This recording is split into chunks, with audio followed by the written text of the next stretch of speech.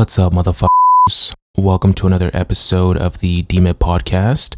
Here with your friend, your homeboy, Victor. Today, I'm going to be introducing you guys to two of my favorite books, but I'm not going to be diving deep into them or even reviewing them. I'm actually just going to be using some of the ideas and concepts in the books to paint a broader picture or a story of humanity and how far we've come in the world, I obviously still recommend everyone read the books or listen to them because audiobooks are a thing. But yeah, they're really, really good books, and I think they definitely changed my outlook and my perspective of the human species and the world in general. Towards the end, I'll also touch on some political headlines if you guys are interested in that. So let's get to it. So the first book that we're going to be talking about is Sapiens, A Brief History of Humankind by Yuval Harari, who is a public intellectual, a historian, a professor in the Department of History at the Hebrew University of Jerusalem. He's also an author, obviously, whose writings examine free will, consciousness, intelligence, happiness, suffering, whatever. The guy's cool and he's qualified. His views on free will and their implications are particularly interesting to me. He actually argues that there's no such thing. Or rather, to quote him directly, humans certainly have a will, but it isn't free. You can't decide what desires you have. Every choice depends on a lot of biological, social, and personal conditions that you cannot determine for yourself. I can choose what to eat, whom to marry, and whom to vote for, but these choices are determined in part by my genes, my biochemistry, my gender, my family background, my national culture, etc. And I didn't choose which genes or family to have. This is partly why I never really identified with my Mexican or Latinx heritage as a kid, or any other social conditioning or identity imposed on me growing up, because I largely had no say in any of this, right? But I cannot deny that those things had and continue to have some type of influence on me and an impact on my life, whether I choose to identify with those identity labels or not. Here is a true and disturbing story to further illustrate his point. Trigger warning, pedophilia. Yes, we're going there 3 minutes into the podcast, so buckle up. So in the year 2000, a man was arrested for possessing child pornography and molesting his 8-year-old stepdaughter. The man had no previous history of pedophilia, and he said that he was baffled and dismayed by what appeared to be a sudden turn in his sexual behavior. While he was waiting for his court date, the man began to complain about terrible headaches. A brain scan then revealed a large tumor in his orbital frontal cortex, which is the part of the brain associated with sexual impulse control. The tumor was removed shortly thereafter, and apparently, so were his pedophilic impulses. A year later, however, those impulses returned, and as it turned out, so did the tumor. The tumor was removed a second time, and the impulses were gone for good. Now, here's the question. Was his behavior a matter of free will, or was it determined by what turned out to be a medical condition? Now, we're not going to dive deep into free will because that is a can of worms that I just don't really feel like opening right now, even though I kind of just did. But what Harari is basically saying, and a whole bunch of other academics and scholars, is that our will is just not as free as we like to believe it is. A lot of what we consider free will to be is just post hoc rationalization, meaning that we rationalize decisions and actions after the fact, and then we pretend as if we're the ones who came up with those decisions, while discounting external effects that might have determined those decisions. And of course, this is very useful to ascribe legal and moral responsibility and culpability to people for their actions, because we have to, right, in order to facilitate society. But it's just not that clear cut. Anyways, the implications for Yuval Harari are that in the data economy, where everything about us is being collected and stored in databases, corporations and governments are going to soon know us better than we know ourselves, if they don't already. Therefore, they'll be able to manipulate our thoughts and emotions and use them as means to achieve their ends. Take Cambridge Analytica, for example, which was a political consulting firm that data mined 87 million people's information via Facebook. They then use that information to target those people with personally curated content to invoke certain emotional responses and sway their thoughts and opinions, with the end goal of getting Trump elected. The company claimed to use data enhancement and audience segmentation techniques, providing psychographic analysis for a deeper knowledge of the target audience.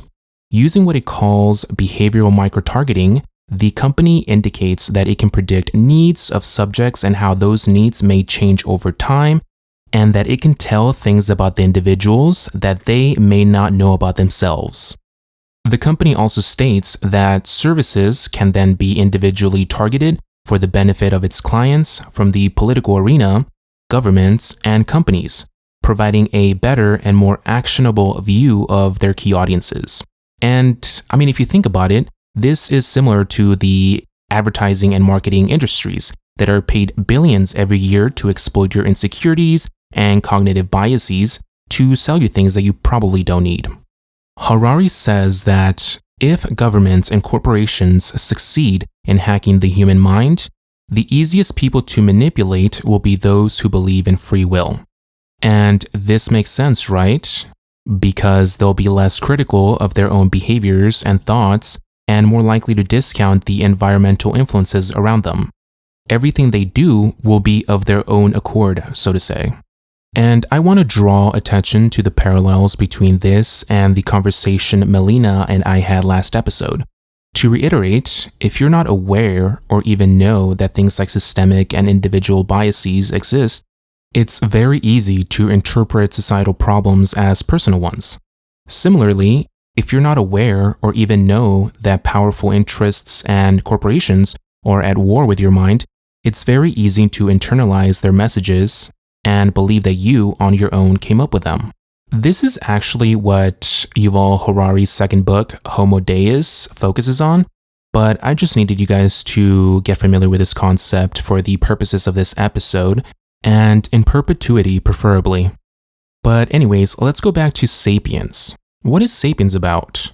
Sapiens, A Brief History of Humankind, lays out an evolutionary timeline that describes how Homo sapiens came to dominate their environment and other species. Get it? It's in the name of the book. Now, on the individual level, humans are actually nowhere near the top of the food chain in the animal kingdom. A freaking chimpanzee would fare better in the wild than any individual human. So, the success of humans as a species can't really be found at the individual level. We're just not that special. Sorry. Harari argues that our success is really found on the collective level, and that one of the major advantages humans had over other animals was our ability to flexibly cooperate in large numbers. And what do I mean by flexibly? And how large are we talking about? Because bees and ants can cooperate in very large numbers, right? Yeah, they definitely can. However, they don't have the flexibility to reorganize their social structures, as their ability to cooperate is largely determined by their genetic code. They cannot, for example, kill their queen and set up a social democracy or a capitalist society. Social mammals like chimpanzees, dolphins, and elephants, on the other hand, are much more flexible in the way that they can cooperate compared to social insects. But they can only cooperate in groups no larger than 100 or 200 because they need to know the other animal they're cooperating with. So which species, if any, gets to have its cake and eat it too? Which species can flexibly cooperate in the billions again? Ding ding ding, Homo sapiens, the apex predators.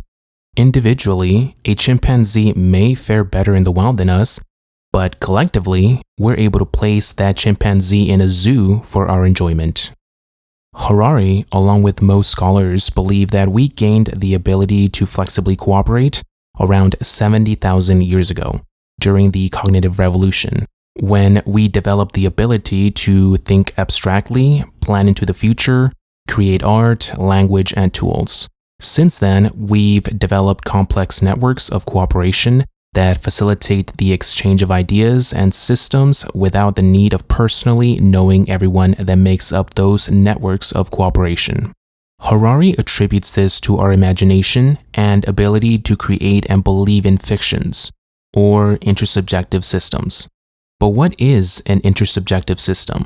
Broadly speaking, intersubjectivity is the relation or intersection between two or more people's cognitive experiences. For example, if you and I agree to call this thing with 4 standing sticks, each in a corner resembling a square and a flat surface on top, a chair, because it fulfills some need that we attribute meaning to, we have an intersubjective understanding of that concept. We give meaning to it, and the meaning only exists within our shared cognitive experiences. The concept of a chair does not exist in objective reality. The concept does not exist outside of the human cognitive experience. If all humans die, so too does the concept of a chair. Harari and many other academics simply extend this to systems that shape our society, such as religion, nations, currencies, governments, and even human rights. For example, I can produce order in a society by making people believe in an afterlife where they will be rewarded if they follow certain rules or commandments, or be punished if they break them. I can facilitate the trade of resources by making people believe in the value of a currency. And of course, many of these systems and fictions can and often are predicated on other intersubjective systems, fictions, and beliefs. These fictions and intersubjective systems, once spread, are what allows complete strangers to cooperate based on shared societal norms and laws stemming from these fictions that guide their interactions. Now, one thing that I want to make perfectly clear is that just because something exists only within our intersubjective understanding does not mean that it is inherently bad or that it has no value. Without these systems, we have no human civilization. We go back to being animals. Something that I also want to make perfectly clear is that every system or tool of any kind can still be used for bad or to produce negative outcomes. Think of art that is used for propaganda, governments that oppress their people, and intolerant religions. Think of fake news, which can cause people to believe in a reality that an election was stolen and can lead them towards storming Capitol buildings.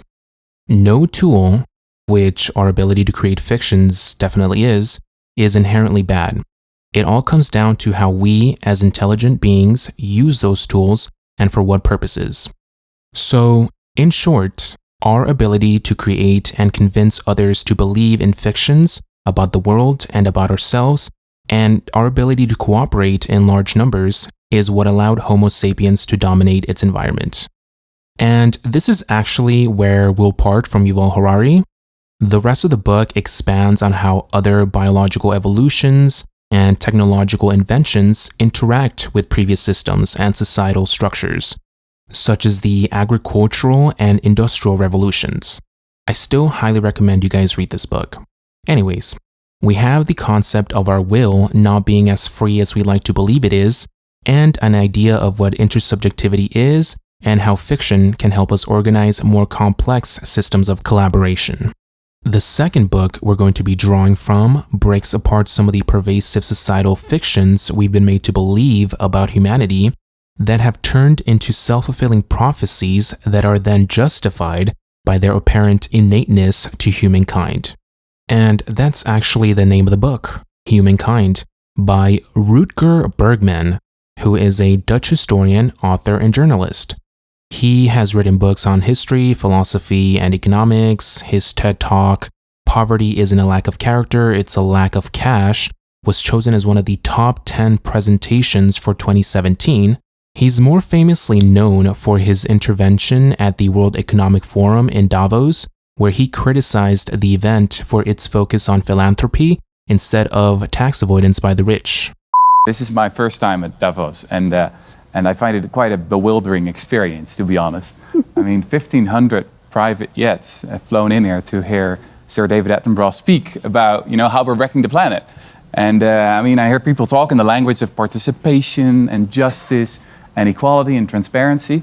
But then, I mean, almost no one raises the real issue of tax avoidance, right? And of the rich just not paying their fair share. I mean, it feels like I'm at a firefighters conference and no one's allowed to speak about water. Shortly thereafter, he similarly criticized Fox News anchor Tucker Carlson for taking dirty money from the Cato Institute, which is like a libertarian think tank funded by the Koch brothers, to scapegoat immigrants instead of the billionaires that avoid paying taxes.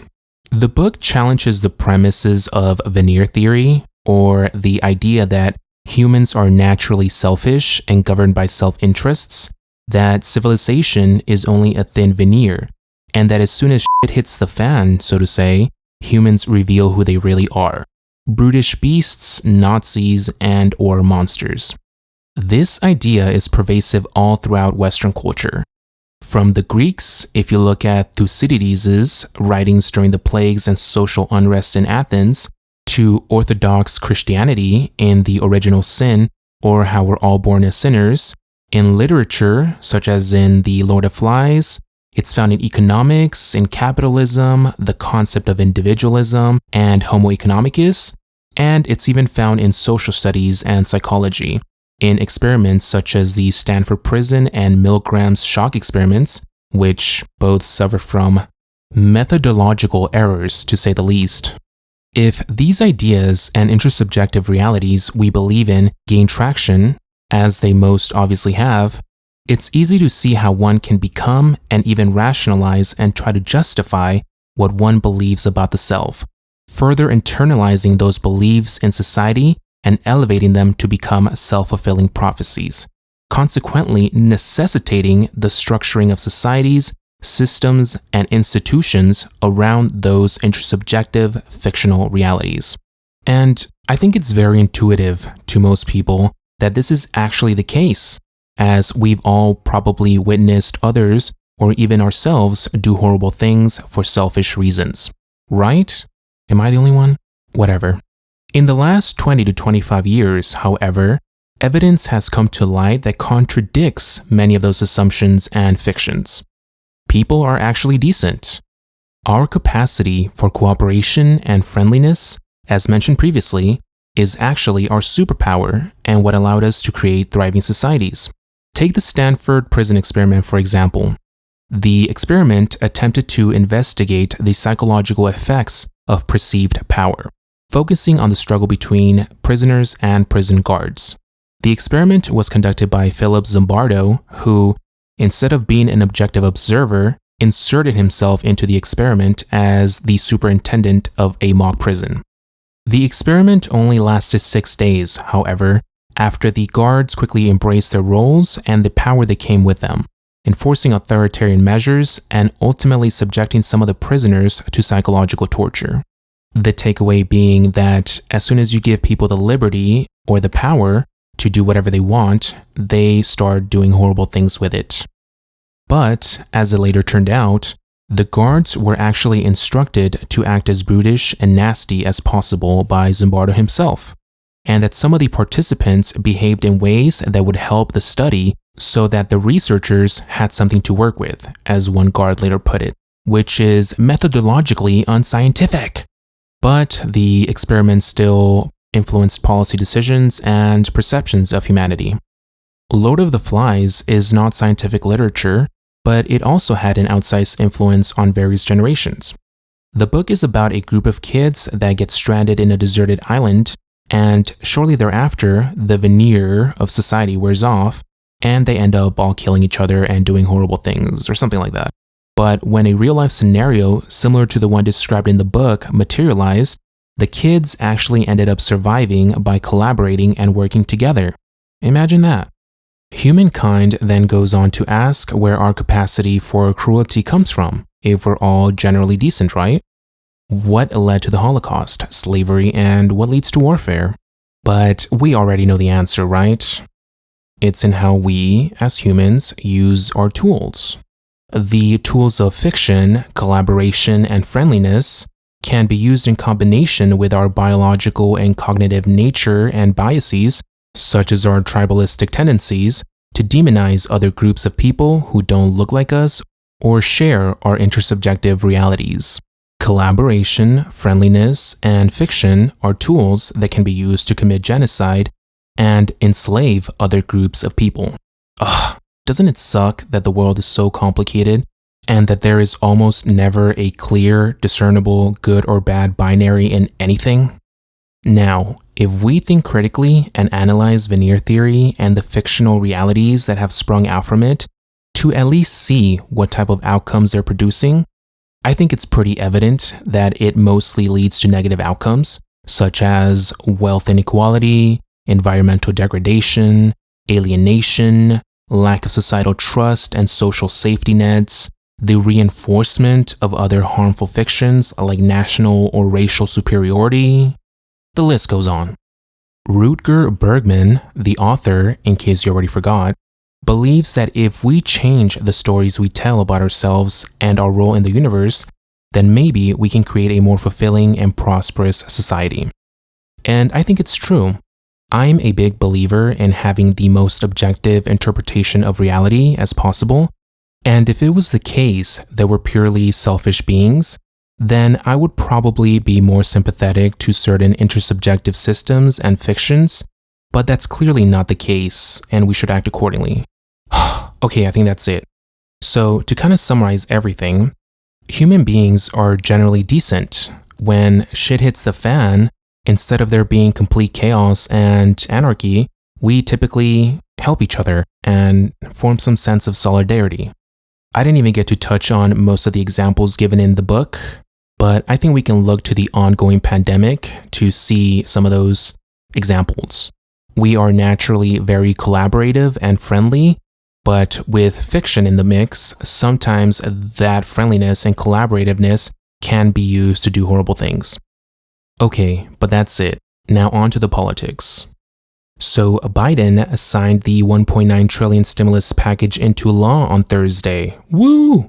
Depending on their income, individuals will soon receive as much as $1,400. White House Press Secretary Jen Psaki said Thursday after the signing that some checks will start being deposited in bank accounts via direct deposit as soon as this weekend. Others may take longer depending on a few factors. If you're getting a physical check, that may take a week longer than direct deposit. EIP, or Economic Impact Payment Cards, could take the longest. The prepaid debit cards may begin to go out on the week of April 5th. In COVID-related news, Joe Biden announced on Thursday that all adults in the US will be eligible for a COVID-19 vaccine by May 1st. This is what I'm most excited about because, as you all know, I am dying to get out of this country and go travel around Mexico for a while. Biden clarified that adults won't be able to get the vaccine right away, but they will at least be able to get in line.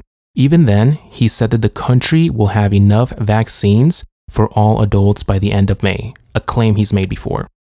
Economists at Goldman Sachs and Morgan Stanley are now saying that due to the Biden stimulus package and the vaccine acceleration, U.S. economic growth could rival China's for the first time since 1976.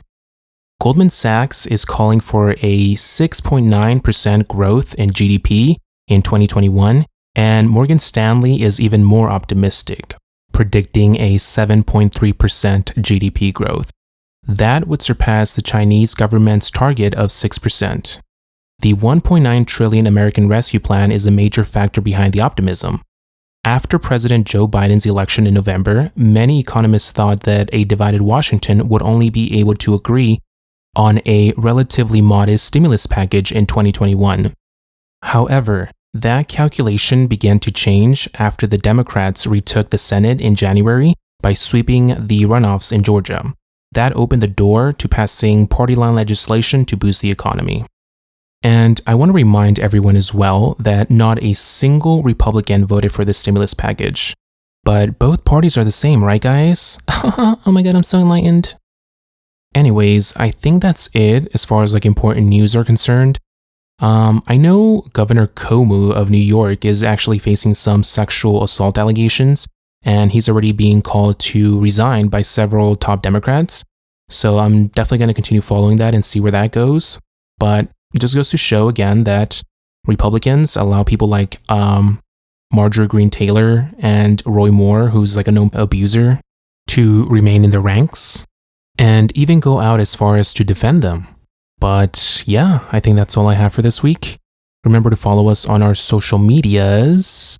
We are DMIP Podcast everywhere, Facebook, Instagram, and on Twitter, we are Podcast DMIP. So yeah, I'll catch you guys next week.